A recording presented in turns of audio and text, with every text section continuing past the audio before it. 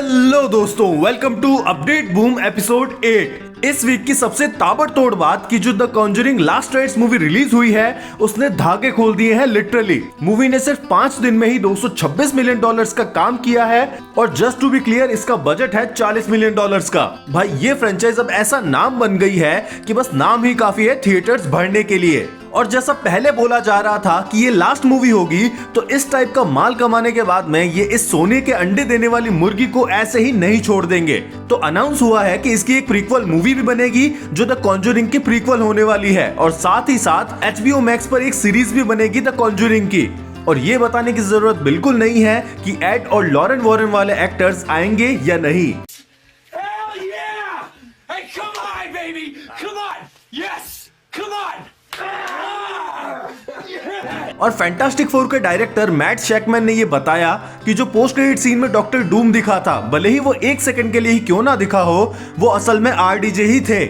अब जैसे कि पता है जो थंडरबोल्ट्स और फैंटास्टिक फोर का पोस्ट क्रेडिट सीन था वो डायरेक्ट रूसो ब्रदर्स ने ही किया था, तो उसी बेसिस पर हम मान सकते हैं कि भाई RDJ ही आए होंगे। तो भाई शक्ल भी दिखा देते। मैन ऑफ टुमारो मूवी काफी बड़ी होने वाली है क्योंकि इतने पावरफुल और बड़े कैरेक्टर्स मूवी में होने वाले हैं। जैसा कि हमें पता है सुपरगर्ल मूवी 2026 में आ रही है और उसमें जेसन मोमोआ एज लोबो हमें दिखेंगे।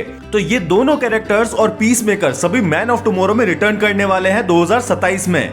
मतलब लोबो की टक्कर सुपरमैन से हो सकती है और ये टक्कर आई स्वेयर अगर हुई तो क्या ताबड़तोड़ होगी तुम सोच नहीं सकते।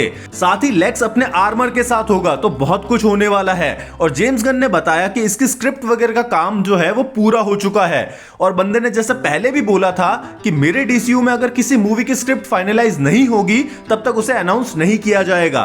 तो देखते हैं अब और अपडेट्स क्या आएंगे सुपरमैन के लिए। तो जुड़े रहो मेरे साथ अपडेट बूम के इस सफर में। और इसके आगे जेम्स गन ने यह भी कंफर्म किया है कि जो मैन ऑफ टुमारो मूवी होगी वो जितनी सुपरमैन की होगी उतनी ही लेक्स लूथर की भी। और जैसा पहले बताया था कि जेम्स गन का विजन है एक कोलैबोरेटिव यूनिवर्स बनाना, तो कैरेक्टर्स ऐसे ही आपस में को रिलेट करते रहेंगे और फिर ऐसा फील होगा कि हाँ सिर्फ 1-2 कैरेक्टर्स पर ही यूनिवर्स नहीं चल रहा है, बहुत सारी चीजें हो रही है। और साथ ही सुपरमैन और लेक्स दोनों ही एक साथ टेम्पोररी टीम अप भी करेंगे फॉर मच बिगर थ्रेट। तो कोई भारी भरकम विलन जरूर आने वाला है।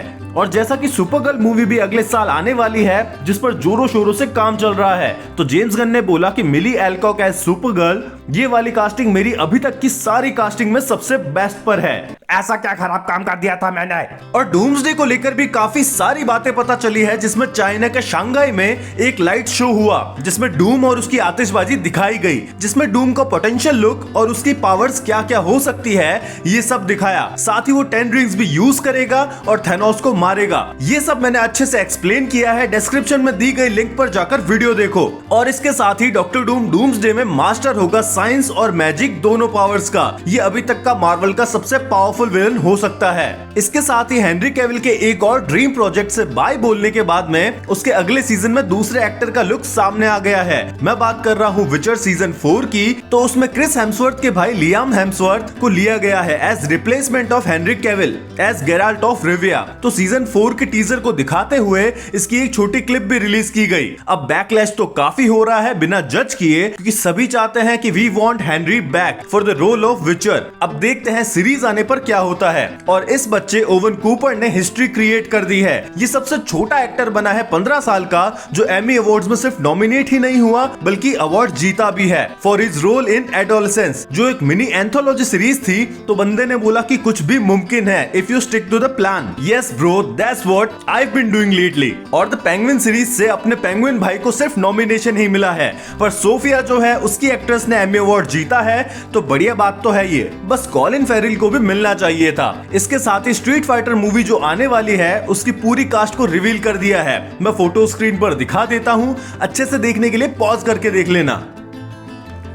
साथ ही किलियन मर्फी से हैरी पॉटर के रूमर के बारे में पूछा कि क्या वो वोल्डेमॉर्ट को प्ले कर सकते हैं, तो बंदे ने कहा नहीं, मुझे इसके बारे में कुछ भी नहीं पता, मैं ऐसा सोच भी नहीं सकता, क्योंकि राल्फ फिननेस एक लेजेंडरी एक्टर है, उनका काम काफी तगड़ा था। मैं होप करता हूँ उस बंदे के लिए जो इस रोल को अब सीरीज में निभाएगा। तो ये थे इस वीक के अपडेट्स। वीडियो पसंद आया तो लाइक कमेंट करो अगर तुम्हें कुछ नया पता है तो, और सब्सक्राइब करो। यहाँ तुम्हें शॉर्ट फॉर्म में मूवी फैक्ट्स और लॉन्ग फॉर्म में super hero pop culture news और movie web series trailer reviews मिलेंगे। मिलते हैं अगले वीडियो में, बाय।